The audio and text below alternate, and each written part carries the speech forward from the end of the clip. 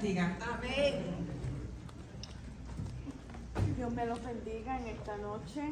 Amén. No sé si tengo frío o calor.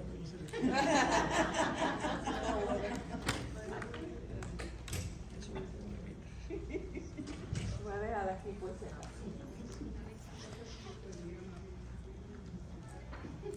Ok. No, mi técnico hoy pues no está, pero veo que hay una carita allá arriba. ¿Te dieron lo que era? Ok, está bien. Ok. Hoy vamos a estudiar, el estudio bíblico es el número 23. Un encuentro transformador. Cada uno de nosotros tuvo que tener un encuentro con Cristo para que nuestras vidas pudieran ser transformadas. Pero vamos a orar antes de comenzar la clase, ¿ok?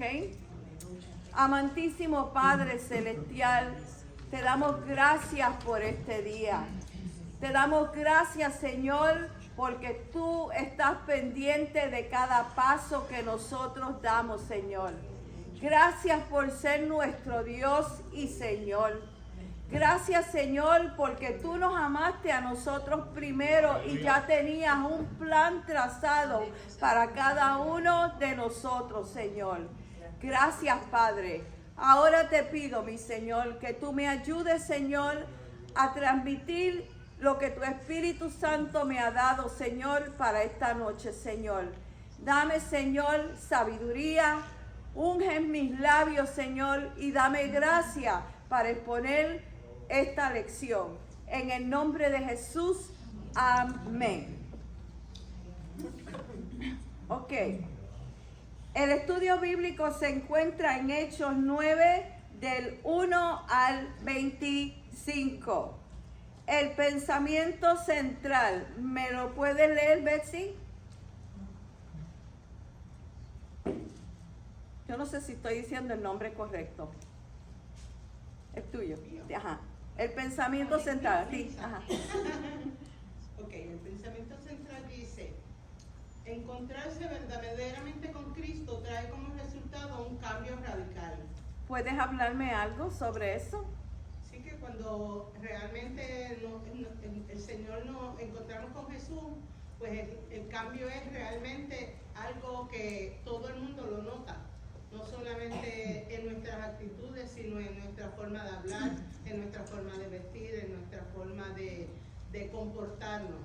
Porque pues el Señor trae algo que es totalmente nuevo para nuestra vida. Damos un giro Es de un cómo giro de nosotros 180 estamos. grados. Amén. Tina, qué bueno verte, mi amor. ¿Me puedes leer el texto audio? El Señor le dijo: ven, porque instrumento escogido me es este, para llevar mi nombre en presencia de los gentiles y de los reyes y de los hijos de Israel. Hechos 9:15. Amén. El caso que estudiaremos en este capítulo tiene que ver con Saulo de Tarso, quien más tarde llegó a ser el gran apóstol Pablo. Su vida nos invita a examinar nuestras propias concupiscencias religiosas, pues estas pueden llegar a ser tan fuertes que ciegan nuestro entendimiento y sensibilidad espiritual. Saulo fue un hombre con una formación que era sobresaliente. Nacido en Tarso, una ciudad de gran cultura, y educado en Jerusalén bajo el prestigioso maestro que se llamaba Gamaliel. Saulo dominaba la ley. Saulo conocía las escrituras y Saulo era un celoso defensor del judaísmo. Su devoción hacia Dios lo llevaba a considerar que estaba sirviéndole fielmente a su Dios, que todo lo que él estaba haciendo estaba bien, que iba a agradar a Dios. Su celo, sin embargo, lo convirtió en un perseguidor implacable de la iglesia. Saulo no se levantó contra el cristianismo porque odiaba a los creyentes, sino que Saulo estaba convencido de que eran un grupo herético que amenazaba la pureza del judaísmo. De hecho, Saulo participó como testigo en la muerte de Esteban, el primer mártir cristiano. Y esa experiencia, aunque afirmó su furia contra la iglesia, también quedó grabada muy profundo dentro de su corazón. Recuerden que él estuvo presente en la muerte de Esteban. Él vio cuando Esteban, su rostro era como un ángel. Él escuchó las palabras que Esteban dijo a través de su boca. En su celo religioso, Saulo entraba de casa en casa, arrastrando a los creyentes y los entregaba a autoridades. Creía que actuaba con justicia y que lo que él estaba haciendo iba a agradar a Dios. Pero, ese pero siempre me gusta. Pero lo que ignoraba era que al perseguir a los cristianos, realmente, ¿a quién era que estaba persiguiendo? ¿A quién? A Jesús. Amén. A Dios. Dios en su gracia no cambió la energía ni el temperamento de aquel apasionado Saulo, pero sí transformó su carácter y dirección de perseguidor. Él pasó a ser un predicador, de destructor de la iglesia a edificador de comunidades cristianas. Lo que antes hacía con un odio terrible, ahora, más tarde, lo hacía con un amor que salía de su corazón.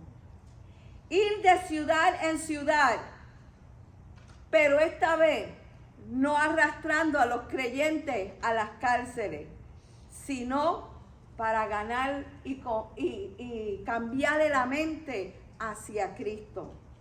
La gran lección de este pasaje es que nuestras convicciones religiosas, por sinceras que algunas veces parezca, pueden impedirnos ver la verdadera revelación de Dios. A Dios no lo podemos poner de una cajita.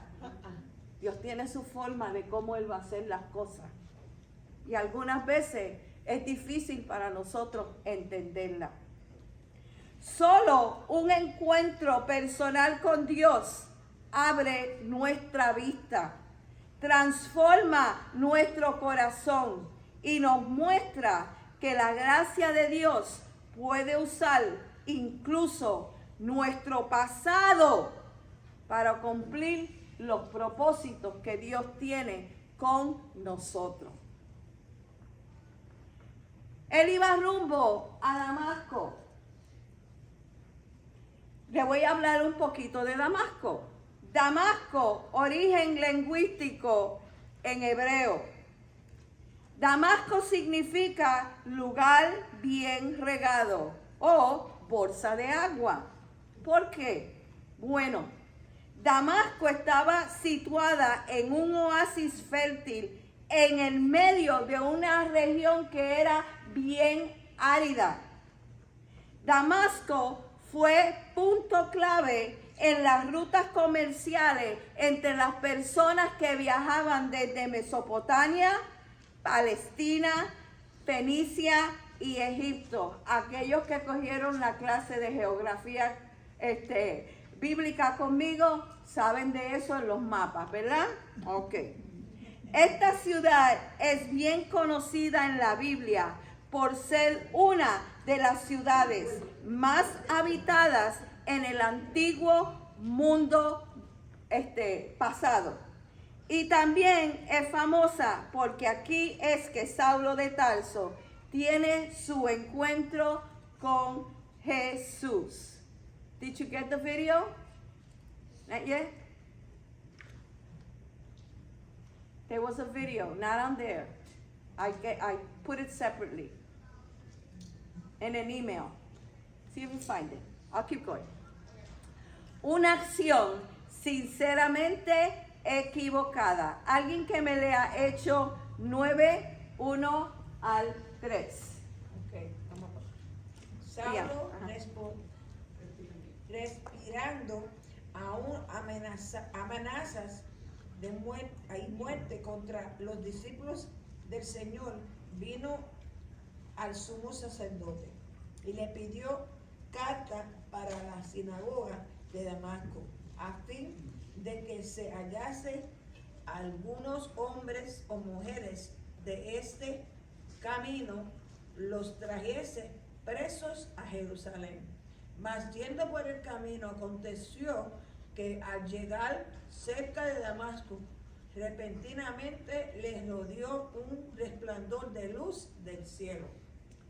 Saulo de Tarso estaba completamente convencido de que servía a Dios persiguiendo a los cristianos. El texto lo describe como alguien que respiraba amenazas y muerte. Usted nunca ha visto una persona cuando está bien airada. Le da como un temper tantrum. Y yo me recuerdo un día, que ya no esté por ahí, mi nena entra al cuarto y yo la miro y le digo, ¿qué te pasa, Sio? Y me dice, mi papá me comió mi caquita. Y yo dije, wow, le dio un temper tantrum porque el papá le comió la galleta. Yo le dije, pero no te preocupes, yo te compro más galletas. Y me dice, pero es que yo me las quería comer ahora. Imagínese eso aumentado. ¿Cuántas veces más? Es decir, que estaba consumido por el deseo de atacar con la iglesia. Este celo no provenía del odio personal, sino de una convicción que él tenía sincera de que los seguidores de Jesús eran herejes que atentaban contra la pureza del judaísmo. Sin embargo, su obediencia ciega a las dogmas religiosas lo llevó a un error grave. Estaba luchando contra Dios mismo. Él estaba más interesado en las leyes judaicas, y un hombre que conocía la palabra de Dios estaba tan y tan ciego en las dogmas que no veía a Jesús en la palabra que se le había enseñado.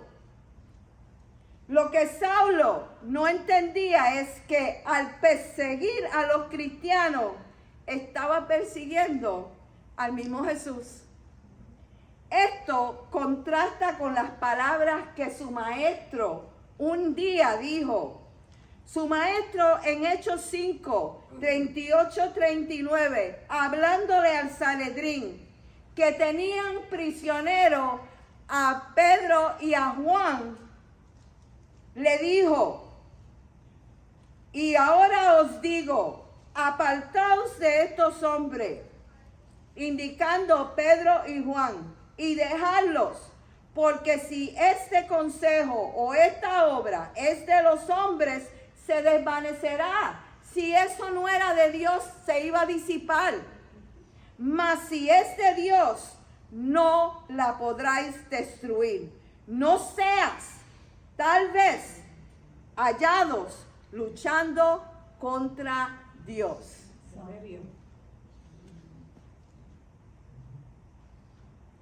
Did you get it? Here it goes. Ok, vamos a ver ese video antes de continuar.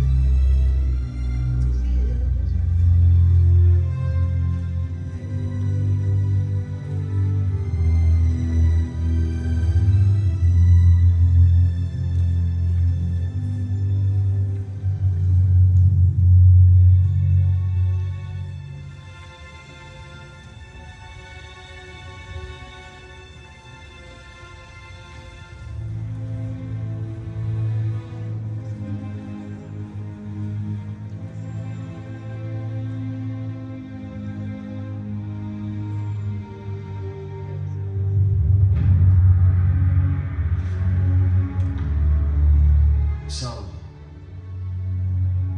Saulo, ¿por qué me persigues? ¿Quién eres, Señor? Yo soy Jesús, a quien tú persigues. Dura cosa te es dar coces contra el aguijón. Señor, ¿qué quieres tú que yo haga? Levántate y entra en la ciudad, y allí se te dirá lo que debes hacer.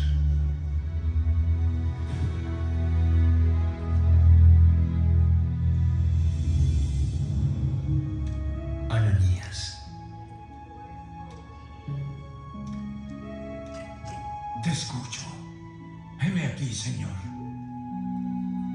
Levántate y ve a la calle que se llama Derecha, y busca en casa de Judas a uno llamado Saulo de Tarso, quien está orando, y ha visto en visión a un varón llamado Ananías, que entra y le impone las manos para que recobre la vista. Señor, he oído de muchos acerca de este hombre y de cuántos males ha hecho a tus santos en Jerusalén. Y aún aquí tiene autoridad de los sacerdotes para prender a todos los que invocan tu nombre.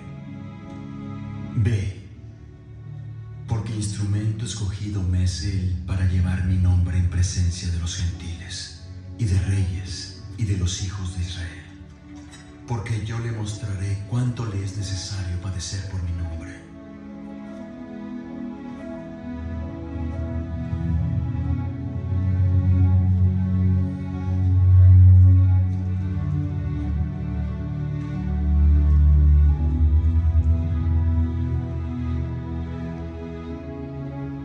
Hermano Saulo,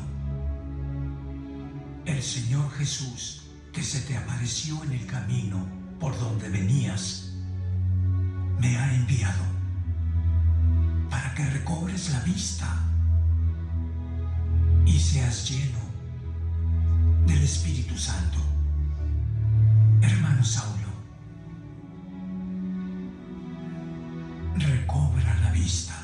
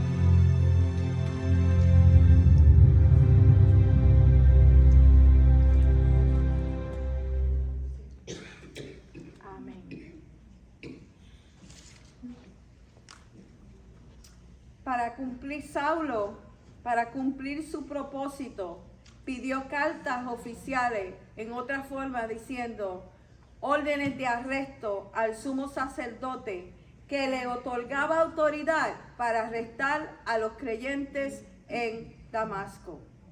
Aunque esa ciudad era de los sirios, las comunidades judías allí también estaban bajo la influencia religiosa del Sanedrín.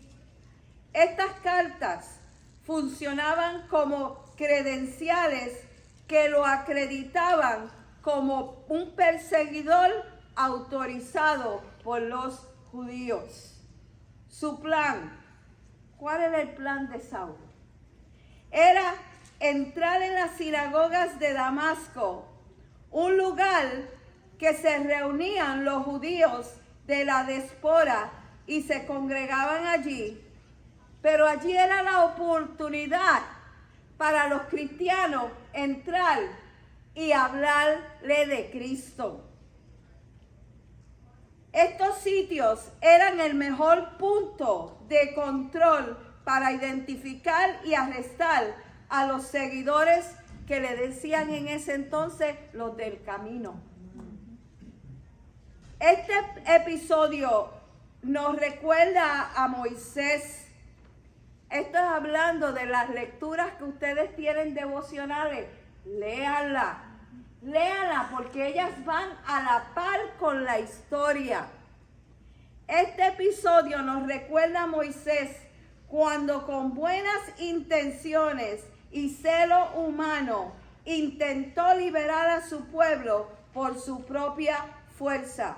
¿Cómo lo hizo?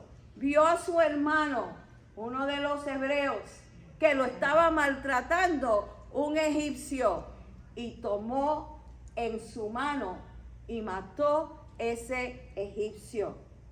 Esto le costó a él 40 años de su vida, pero fueron 40 años que Dios lo fue preparando para la misión que tenía para él. Sin embargo, Moisés necesitaba una revelación directa de Dios para entender cuál era su verdadero plan. Bueno, Dios se le presentó en una salsa ardiente. Dios se le reveló a Moisés allí con el plan que tenía para él. Así también Saulo, lleno del celo que él tenía, pero sin un discernimiento espiritual, él también necesitaba un encuentro con Cristo que transformara aquel entendimiento que él tenía. Saulo nos muestra que una persona puede estar sinceramente, hermano, sinceramente convencido de servir a Dios y al mismo tiempo estar sinceramente equivocado. Solo la revelación divina y la guía del Espíritu Santo librará a aquella persona de la ceguera que tiene. ¿Qué son las dogmas? Las dogmas son verdad revelada, obligatoria, algunas veces a creer en unas religiones. Dogma, doctrina, principios o conjunto de creencias que se asumen que son indiscutibles. Su camino hacia Damasco. Alguien que me lea Hechos 9 del 4 al 6. En aquel lado. Léemelo. ¿Tú? ¿Yo? Sí. Y cayendo en tierra, oyó una voz que le decía, Saulo, Saulo, ¿por qué me persigues? Él dijo, ¿quién eres, Señor? Y le dijo, yo soy Jesús, a quien tú persigues. Dura cosa te es dar cosas contra el aguijón. ¿Sigue? Sí. Hasta el 6. Él, temblando y temeroso, dijo, Señor, ¿qué quieres que yo haga? Y el Señor le dijo, levántate, y entra en la ciudad y se te dirá lo que debes hacer. Amén. Prepare it for the visual 4. Ok. Saulo se dirigió decidido hacia Damasco, con la visión de defender lo que él creía, la fe de sus padres. En realidad, lo que estaba protegiendo no era la fe de sus padres genuina, sino las tradiciones y las dogmas del judaísmo. Yo estaba, no me recuerdo si fue que lo leí o lo vi, pero quise buscar un poquito más de eso. Y dice, las leyes de la religión judía. Sabemos que a ellos se le dieron los 10 mandamientos, ¿verdad? Eso era su ley. Pero en la religión judía, la tradición enseña que Dios le dio a Israel 613 mandamientos o leyes, conocidos en hebreo como mitzvot.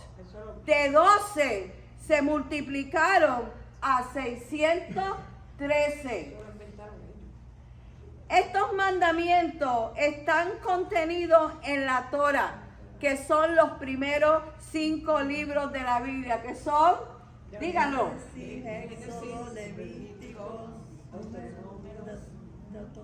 Ok. De esos 613, 248 son mandamientos positivos, cosas que se deben hacer. Y 365 son mandamientos negativos, cosas que debemos evitar. Uno por cada día del año, entonces, ¿verdad? Ejemplo, los positivos. Honra a tu padre y a tu madre, en Éxodo 20:12. Negativo, no matarás. Éxodo 20:13. ¿Será por eso que siempre están en guerra? Porque eso es negativo. ¿Ok? Importancia. No todos los 613 se pueden cumplir hoy, porque muchos están ligados al templo de Jerusalén. En otras palabras, los sacrificios que hacían, el sacerdocio y los rituales que hacían. Los rabinos también enseñaban principios más amplios, como el famoso resumen del profeta Miqueas: hacer justicia, amar misericordia y humillarte andando con Dios. Pero el Nuevo Testamento resumió esos 613 en 2. Jesús resumió la ley en 2 grandes mandamientos: amar a Dios con todo tu corazón, amar al prójimo como a uno mismo. Mateo 22, 37 al 40. La verdadera fe está fundada en la palabra de Dios, no en interpretaciones humanas o costumbres religiosas. Muchas veces los hombres, al igual que Saulo, confunden tradiciones con verdad divina, como cuando se coloca al mismo nivel las escrituras y las prácticas religiosas. No, esto tiene más valor. Dios, en su misericordia y soberanía, vio la disposición y el celo sincero en el corazón de Saulo, porque Saulo verdaderamente amaba a Dios y decidió manifestarse a él en el camino hacia Damasco. Aquel encuentro glorioso lo transformó en un instrumento escogido para la gloria del nombre de Cristo. Lo que Saulo no entendía era que estaba luchando contra Dios mismo. Y tal como Gamaliel había advertido al Sanedrín, no sea que se haya luchando contra Dios. Cuando la luz del cielo lo rodeó, el texto dice que Saulo cayó al suelo. Muchas personas dicen que estaba en un caballo, pero la Biblia no dice eso. En ningún lado, yo lo busqué, en ningún lado lo dice. Cuando dice cayendo, significa que Saulo se postró en sus rodillas ante aquella luz maravillosa que lo alumbró. Ese mismo verbo se usa en Hechos 10:25, donde Cornelio se postra ante Pedro y Pedro le dice, no te postres ante mí, sin que sugiera que Cornelio se había caído también de un caballo, ¿ok? Eso lo ponen en película para que se vea más interesante y más bonito, ¿ok? Visual 4, please. Ok, en ese momento Saulo escuchó la voz del Señor. Saulo, Saulo, ¿por qué me persigues? Dura cosa te es dar coces contra el aguijón. En el mundo agrícola del tiempo bíblico, está ahí, los campesinos usaban un aguijón de bueyes. Era una vara larga de madera que medía de 2 a 3 metros. En un extremo tenía una punta afilada de hierro o bronce, como si fuera un clavo. Se usaba para estimular el animal cuando se detenía o se desviaba del camino. Cuando el buey resistía y al lugar de avance daba coces era que daba patas para atrás, hacia atrás. En realidad, ese animal se estaba hiriendo a sí mismo contra aquella punta metálica. En otras palabras, resistir a Dios es tan inútil y doloroso como darse patada contra un clavo o darse cabezazo en la pared. No podemos, contra Dios no podemos. Cámbialo. Una lectura paralela que ilumina este pasaje es Génesis 32, 22 al 32, donde vemos a Jacob luchando con el ángel de Jehová. Allí Jacob es derribado y herido, pero esa experiencia transformó a aquel hombre allí mismito y su nombre también fue cambiado a Israel. El hombre fue bendecido por Dios. De la misma manera, Saúl fue derribado por la gloria de Cristo en el camino hacia Damasco, para luego, cuando se levantó de allí, con una nueva identidad y una nueva misión. Ya no iba a ser el Saulo, el perseguidor, el que iba a matar los cristianos. Dios lo iba a preparar para otra cosa. Aquí se cumple el objetivo número 1, comprender que todos podemos ser instrumentos en la mano de Dios. El encuentro de Saulo con Jesús muestra que Dios puede tomar a alguien que esté sinceramente equivocado y transformar a aquella persona en un instrumento de su gracia. La tradición y las dogmas humanas muchas veces nos ciegan, pero la revelación de Cristo abre nuestros ojos, derriba el orgullo y conduce a la verdadera fe. Resistirse a Dios solo produce dolor, mi amor. Rendirse a Él trae vida y propósito. Cita de un laico con un fariseo. Alguien en este lado que me lo lea. Hechos 9 del 10 al 14. ¿Quién dice yo? Léelo.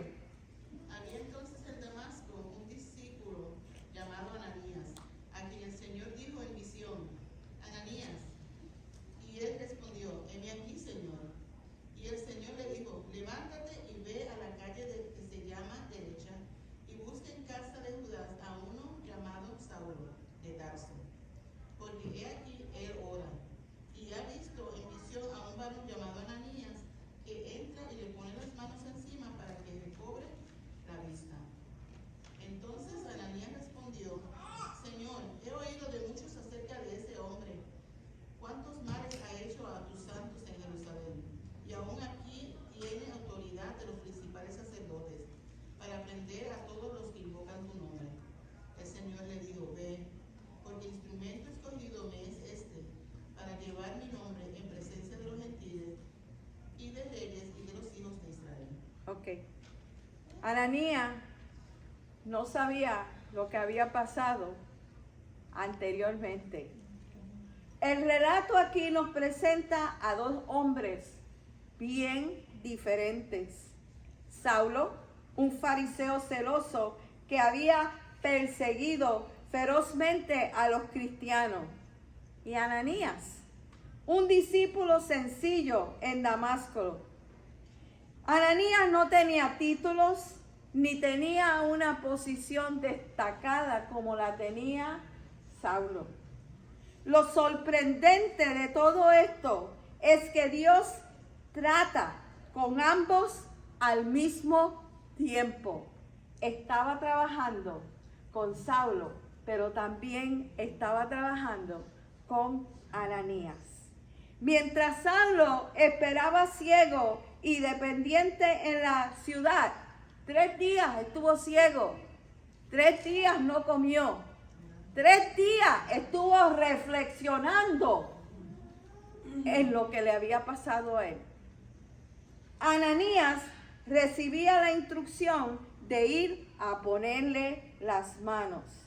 Me imagino que cuando Jesús se le apareció a Ananías y le dio las instrucciones, Ananías habrá dicho: yo, pero ese hombre vino aquí a matarnos. ¿Cómo voy yo a ir allá? Esto nos enseña que el Señor tiene control absoluto de sus asuntos. Nadie se escapa de la sabiduría de Dios. He's the smart one. He is the smart one.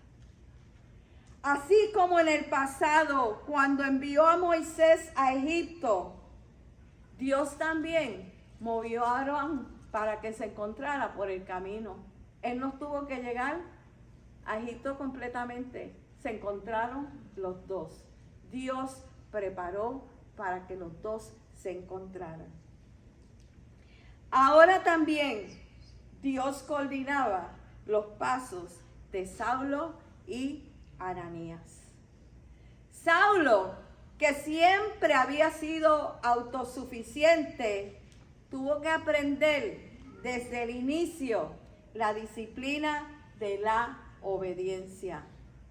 Esperar en dependencia de otro, porque recuerden, estaba ciego. Y confiar en la dirección de Dios. Él no sabía todavía lo que le iba a pasar, porque las direcciones completas se las dio a Ananías, no se las dio a Saulo. Pero no solo él debía aprender, también Ananías necesitaba aprender algo. Ananías necesitaba confiar en la soberanía de Dios. Aunque le parecía arriesgado y tenía temor, y no había que culparlo, el perseguidor más temible tenía que él ir a visitarlo. Pronto comprendió que debía obedecer la voz de Cristo y aceptar los planes que ya estaban trazados para ambas personas. Es interesante notar que Jesús no le dio a Saulo directamente todas las instrucciones, sino que eligió a Ananías, un discípulo común, una persona sin título, le dio todas las instrucciones para que se las llevara a Saulo. Y la misma persona que le estaba persiguiendo es el que está levantando la mano ahora. Así mismito es. Esto muestra que Dios obra a través de personas sencillas. No se subestime, mi hermano. Usted no sabe cuándo Dios lo puede usar. Sin títulos ni fama, para llevar adelante sus propósitos. Así derriba el orgullo humano y exalta el valor de la obediencia sobre la posición. Además, este pasaje nos recuerda un peligro que ya hemos visto antes.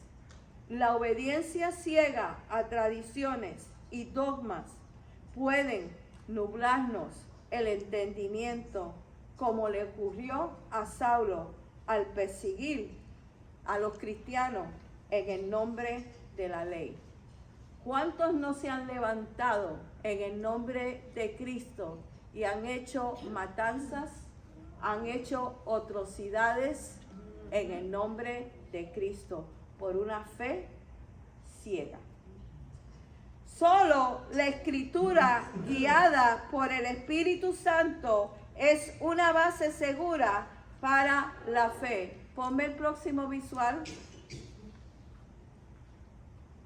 Aquí aprendemos 4 lecciones principales. Dios dirige todos los detalles. Mi amado hermano, a Dios no hace nada al azar. Ya todo está trazado. Si el diablo se cree que porque mató a los niños Jesús no iba a sobrevivir, ya él lo tenía, ya él lo sabía. Ya Dios sabía lo que el diablo iba a hacer. Si Dios lo sabe todo, no hay nada que a él se le escape. El autosuficiente Saulo aprende a ser dependiente y el temeroso Ananías aprende a confiar en Dios. Dios escogió y usó a creyentes sencillos para llevar a cabo esa obra. La verdadera fe no está en tradiciones humanas ni dogmas, sino en la palabra viva. Esta palabra es viva. Imagínense, lleva aproximadamente 2000 años escrita y todavía hay personas que la abren y encuentran a Cristo. Santo. Objetivo 2. Saber que Dios puede usar hasta el más humilde y sencillo en la fe. La cita entre un laico y un fariseo en Damasco fue mucho más que un encuentro humano. Fue el inicio de un nuevo comienzo en el plan de Dios. El perseguidor sería transformado ahora en un apóstol y el discípulo común fue el instrumento que Dios escogió para abrirle a él ese camino. El nuevo Saulo, Hechos 9, 15 al 19. Nitza, ¿me lo puedes leer? Hechos 9, 15 al 19.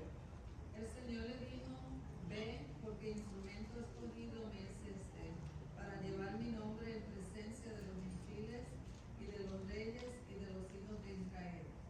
Fue entonces Ananías y entró en la casa y poniendo sobre él las manos dijo, hermano Saulo, el Señor Jesús, que se te apareció en el camino por donde venías, me ha enviado para que recibas la vista y seas lleno del Espíritu Santo. Y al momento le cayeron de los ojos como escamas y recibió al instante la vista y levantándose fue bautizado. Y habiendo tomado alimento recobró fuerza y estuvo Saulo por algunos días con los discípulos que estaban en Damasco. En ese momento decisivo llegó cuando Ananías entró a esa casa.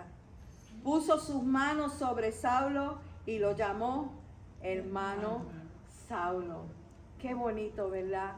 Ya él era su hermano en Cristo. Este gesto sencillo pero poderoso significó la aceptación inmediata de Saulo dentro de la familia de la fe. Ya él, Saulo, era uno de ellos. Ananías habló en un estilo profético del Antiguo Testamento. En otras palabras, le dijo, Yahweh me ha enviado a ti, aclarándole que él era Jesús, el mismo que se te apareció en el camino, ese mismo quien te ha escogido. De inmediato Saulo comprendió la gran verdad que él mismo después proclamaba donde quiera que iba.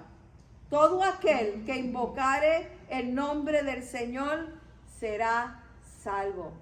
Romanos 10, 13 dice, 13 al 15, porque todo aquel que invocare el nombre del Señor será salvo. ¿Cómo pues invocarán aquel en el cual no han creído?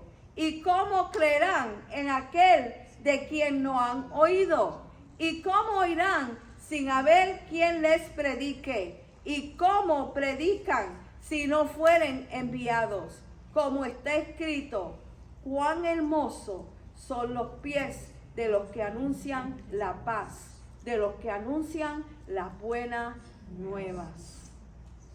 Ananías lo guió a confiar, a confesar su fe, a recibir el perdón de sus pecados y el don del Espíritu Santo. Y vemos que él se bautizó, pero también recibió el don del Espíritu Santo. Así Saulo fue transformado. De perseguidor pasó a ser parte de los redimidos. Pero la obra no terminó en su experiencia personal que estuvo con Cristo.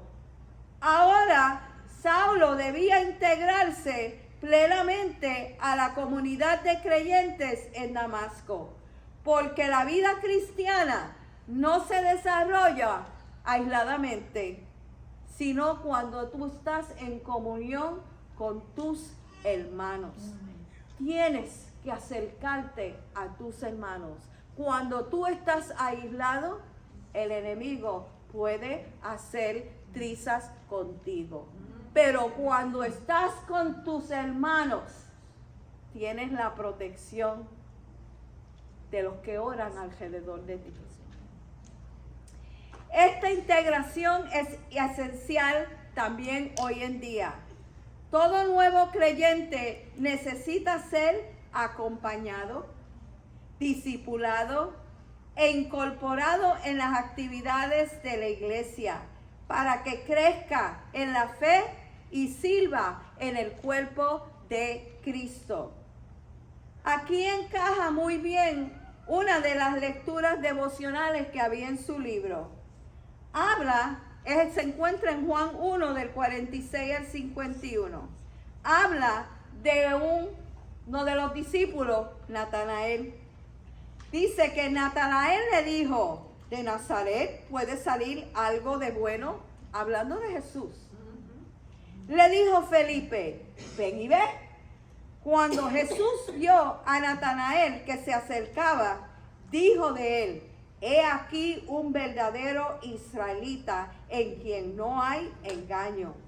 Le dijo Natanael a Jesús, ¿de dónde me conoces? Respondió Jesús y le dijo, antes que Felipe te llamara, cuando estabas debajo de la higuera, te vi. Respondió Natanael y le dijo, Rabí, tú eres el Hijo de Dios, tú eres el Rey de Israel.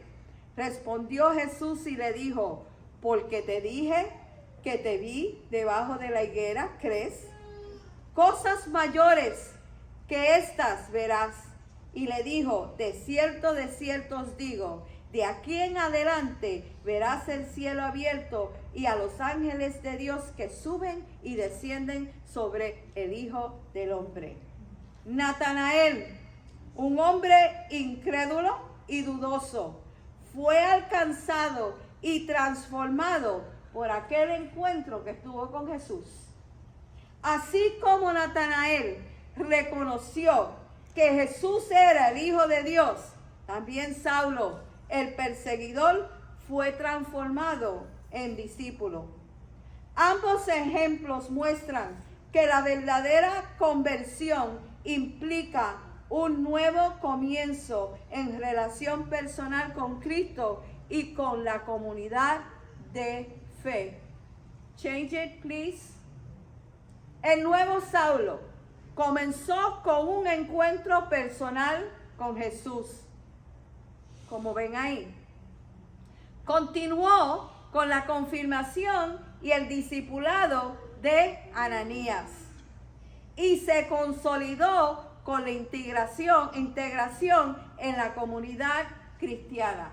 Así debe de ser cuando una persona entrega su corazón a Cristo. Aquí se cumple el objetivo número 3. Permitir que el Señor los utilice en donde Él desea. Hoy todo recién convertido necesita la misma experiencia que Saulo tuvo. Encontrarse con Cristo. Ser afirmado en su fe y ser parte activa de la iglesia para crecer y servir en el plan que Dios tiene trazado para él. El señorío de Cristo, Hechos 9, 20 al 22. ¿Quién me lo lee aquí? ¿Norma?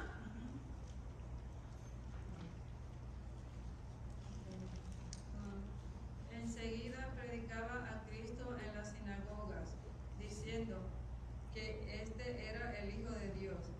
Y todos los que le oían estaban atónitos y decían, ¿no es este el que asolaba en Jerusalén a los que invocaban este nombre? Y a eso vino acá, para llevarlos presos ante los principales sacerdotes. Pero Saulo mucho más se esforzaba y confundía a los judíos que moraban en Damasco, demostrando que Jesús era el Cristo. Después de su encuentro con Cristo y de ser recibido en la comunidad cristiana, Saulo empezó inmediatamente a predicar en la sinagoga de Damasco. El mismo celo y dinamismo que antes usaba para perseguir a la iglesia, ahora lo empleaba en proclamar con certeza que Jesús es el Hijo de Dios. Aunque más tarde Saulo iba a recibir el evangelio completo por la revelación directa del Señor, según Gálatas 1:2. Pues yo ni lo recibí ni lo aprendí de hombre alguno, sino fue revelación de Dios. Porque Saulo tuvo un momento que estuvo 3 años solo. Allí Dios se le reveló. Él conocía las escrituras, pero necesitaba la revelación de Dios para que le aclarara todo. Estuvo un instituto de 3 años. Pero antes de eso, él proclamaba que Jesús es el Hijo de Dios y que Jesús era el Cristo. Su testimonio era respaldado tanto por el Espíritu Santo como la comunidad cristiana que lo había recibido como hermano. Como cuando llega una persona aquí nueva y nosotros le decimos, mi hermano. ¿Cuánto tiempo? Le voy a hacer una pregunta. ¿Cuánto tiempo, de acuerdo a esta historia, debe esperar una persona después de su conversión para empezar a hablar de Cristo? Inmediatamente. No necesita ir a un instituto. No necesita solamente dile quién tú eras y lo que Cristo hizo por ti.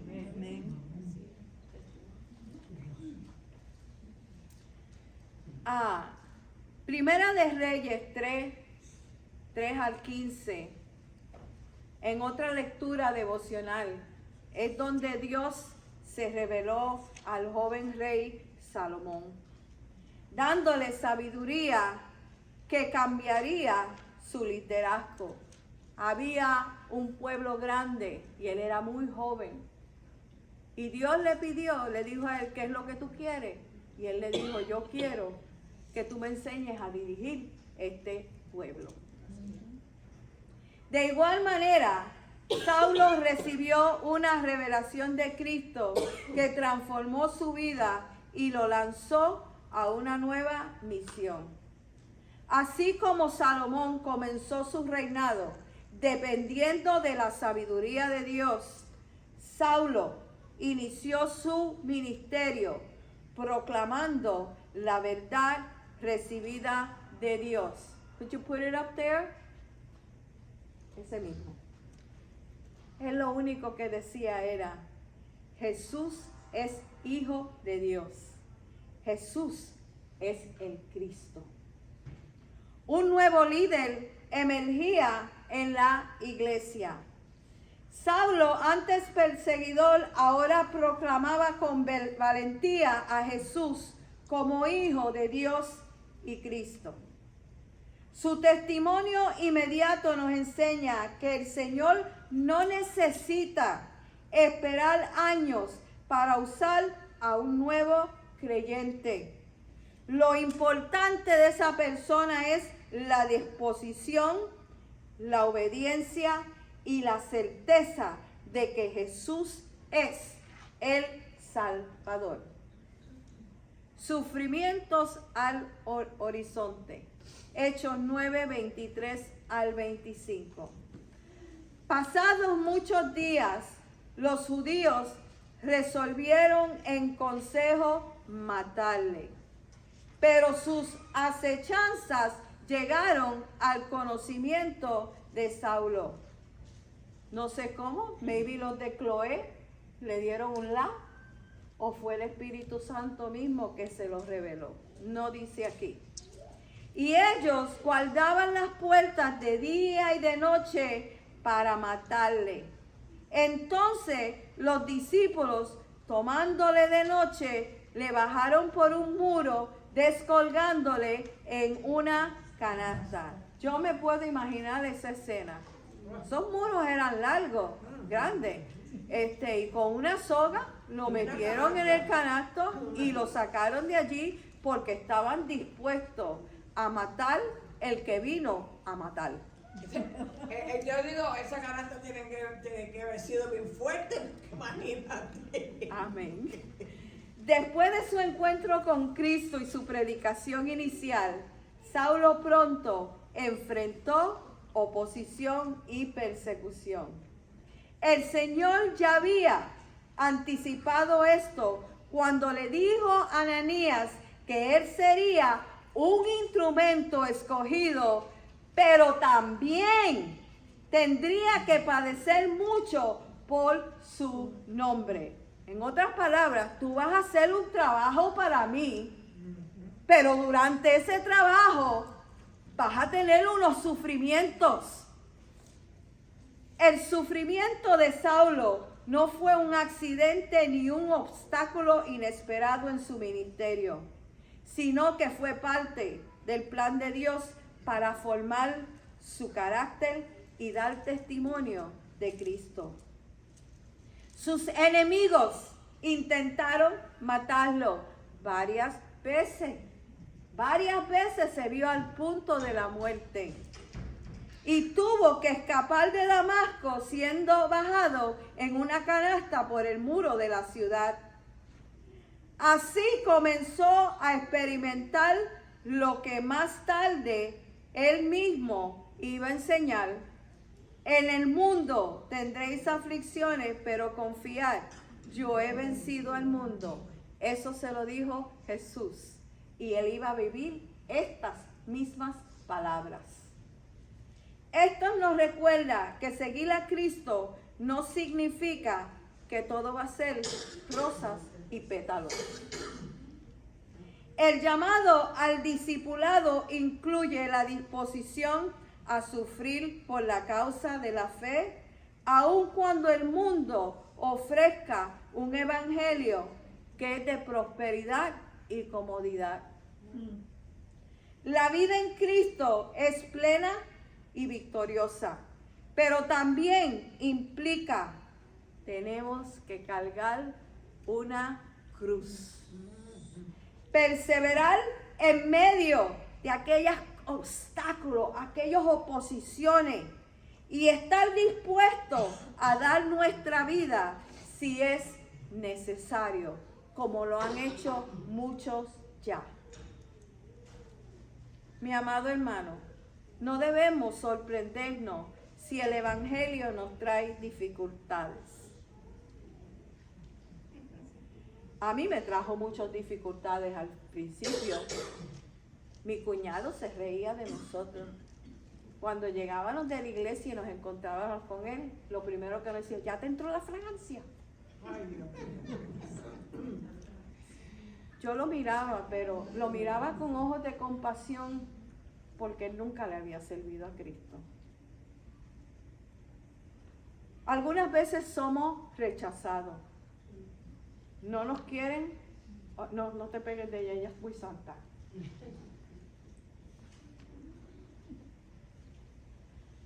El sufrimiento no es pérdida, sino parte del propósito de Dios para hacernos más semejantes a Cristo. Mientras pasemos más persecuciones, más nos vamos a parecer a Cristo. Así como Saulo no retrocedió, nosotros debemos confiar en que el Señor está con nosotros aún en las pruebas más duras de nuestras vidas. El sufrimiento en la vida cristiana no es un accidente, mi amado hermano, sino parte del plan de Dios. En medio de las pruebas podemos tener paz, como esa canción dice, paz en la tormenta. Y confianza, porque Cristo ya venció al mundo. Si Él venció al mundo, nosotros lo podemos hacer también. En la palabra de Dios se encuentran muchos textos de sufrimiento y perseverancia. Solamente le voy a dar los textos, ¿ok? Romanos 5, 3 al 5, 2 de Timoteo 2, 3, 9 al 13, Primera de Pedro 4, 12, 16, Santiago 1, 2 al 12, Filipenses 4, 13, Mateo 10, 22, Salmo 34, 19 al 22. Cada uno de esos textos tiene una lección. El sufrimiento tiene un propósito formativo, desarrolla paciencia, carácter, esperanza. Las otras noches la nena me dice, ay, yo voy a tener que pedir paciencia. Y yo le dije, mi amor, no pidas paciencia, porque si pides paciencia vas a tener más pruebas con esa persona hasta que adquiera la paciencia que necesita para tratar a esa persona. Y me mira como, ay, ¿qué voy a hacer? Ser discípulo de Jesús incluye sufrir, pero hay promesa de gloria si perseveramos. No es extraño si sufrimos, al contrario, participar del sufrimiento de Cristo tiene bendición y confirma quiénes somos. Las pruebas revelan el nivel de tu fe y produce crecimiento. Dios recompensa la fidelidad. No estamos solos en nuestras dificultades. Dios da la fuerza necesaria para soportar la prueba. La perseverancia frente al odio o rechazo, mi amado hermano, tiene premio. Salvación pertenece a quien mantiene la fe hasta el final. Y quiero recordarle, Dios está cerca cuando sufrimos. Él rescata y guarda a los que confían en Él. I'm sorry, can you repeat those verses? Ok, Romanos 5, 3 al 5. Segunda de Timoteo 2, 3 y 9 al 13. Primera de Pedro 4, 12 al 16. Santiago 1, 2 al 12. Filipenses 4, 13. Mateo 10, 22. Salmo 34 del 19 al 22. Y con esto concluyo.